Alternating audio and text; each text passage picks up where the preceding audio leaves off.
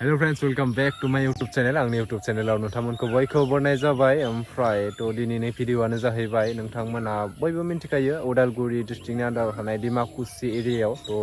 मुंख्लंफोरनि मुङावहाय बड'लेण्ड गेलेन्स world cup football tournament जागासिनो दङ। बियो फैयै माने देग्लाय 25 इयार्स जाबाय आरोना सिलभार जुबली सेलेब्रेसन देग्लायहाय माने अलमोस्ट बियो दायो फाइनल गेमा गाबोन जानो थांगासिनो दङ 25 सेप्टेम्बराव माने सेमि फाइनाल जोबखांबायानो तो गाबोन फाइनल जानो थांगासिनो दङ तो बे फाइनालावहाय बाहागो लागोन प्राव FC Manipur versus railway FC कलकातानि गेजेराव जागोन आरोना फाइनल मेट्चआहाय तो माने बेवहाय माने नोंथांमोना गोबाङानो मोनथियाबो जानो हानाय तो बे माने गेमावहाय विनिं प्राइसआ बेसेबां बिनिफ्राय आरो रानार प्राइसआ बेसेबां मा प्लेयार सेलेक्शन खालामनाय जागोन तो नोंथांमोना आं गासिखौबो फारि फारि खोन्थालांगासिनो दङ तो नोंथांमोना भिडिअखौ जोबजासिम नायलांबाय थायोब्लानो जाबाय। ओमफ्राय भिडिअखौ नायनायनि सिगाङावनो नोंथांमोननिसिम मोनसे रिक्वेस्ट तो जुदि आंनि चेनेलखौ साबस्क्राइब खालामाखैबा साबस्क्राइब खालामदो लाइक शेयार कमेन्ट खालामदो आरोना तो नोंथांमोना जुदि सापर्ट होयोब्लासो आंबो बिदि भिडिअ बानायलांबाय थानो आवगायलांबाय थानो हागोन तो बिदिब्ला भिडिअखौ स्टार्ट खालामनोसै। बड'लेण्ड गेलेन्स वर्ल्ड काप फुटबल टुर्नामेन्टआ थांनाय 13 सेप्टेम्बरनिफ्राय जादोंमोन तो बियो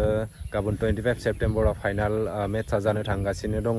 तो नोंथांमोननो आं खोन्थाखाबाय तो फाइनाल मेट्चआव माने सोर टिमा बाहागो लागोन बेनिफ्राय तो नोंथांमोना गोबाङानो खेलाखौ नायनो फैदों थिगानो मोजांनि बाथ्रा तो बिनिफ्राय माने नोंथांमोना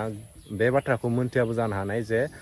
बे गेमावहाय विनार प्राइसआ बेसेबां तो रानार आप प्राइस बेसेबां ओमफ्राय मा प्लेयार सेलेक्शन खालामनाय जागोन तो नोंथांमोननो आं बेखौनो फोरमायनो नागिरदों तो विनार प्राइसआनो जाहैबाय 1 लाख आरोना जायनिखि फाइनाल गेमावहाय गेलेनानै देरहागोन बिथांमोना 1 लाख मोनगोन बेनिफ्राय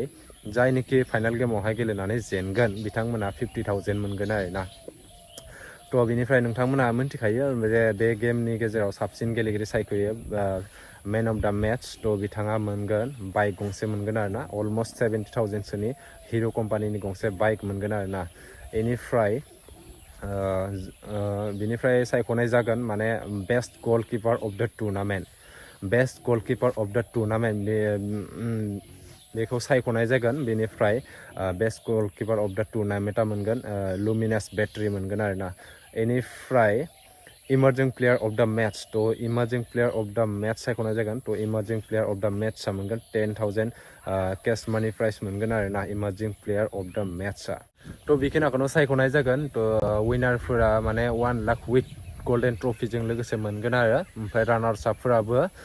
50,000 विथ गोल्डन ट्रफिजों लोगोसे मोनगोन आरोना तो फाइनाल खालि मोनसे स्पेशल दङ तो बे स्पेशलानो जाहैबाय नाइट प्रग्राम दङ फाइनाल दिनाहाय माने बे नाइट प्रग्रामावहाय बलिउडनि प्लेबेक सिंगार रितु पाठकआ फैगोन आरोना बिथांखौ इनभाइट खालामनाय जादों तो बिथाङा नाइट प्रग्राम खालामफैगोन आरोना तो नोंथांमोना जुदि नायनो इन्टारेस्टेडब्ला गासिबो प्रग्रामाव फैयोब्लानो जाबाय रितु पाठकल' नङा बिथांजों लोगोसे गोबां सिंगारफोरबो दंफायो लकेल सिंगार आसामनि सासे दङ तो नामखौ आं एसे बावबाय तो आसामनिबो सासे सिंगार दङ बेनिफ्राय लकेल जोंनि एरियानिबो सिंगारफोर थागोन तो नोंथांमोना गासिबो फैनानै इन्जय खालामफैब्लानो जाबाय आरोना तो बिदिब्ला दिनैनि भिडिअखौ बेखिनियावनो फोजोबसै बेखिनिखौ खोन्थानो थाखाय आं भिडिअखौ बानायनाय जादोंमोन तो भिडिअखौ मोजां मोनोब्ला अननानै लाइक शेयार कमेन्ट खालामदो तो दिनैनि थाखाय भिडिअखौ बेखिनियावनो दोनथ'सै बाय बाय।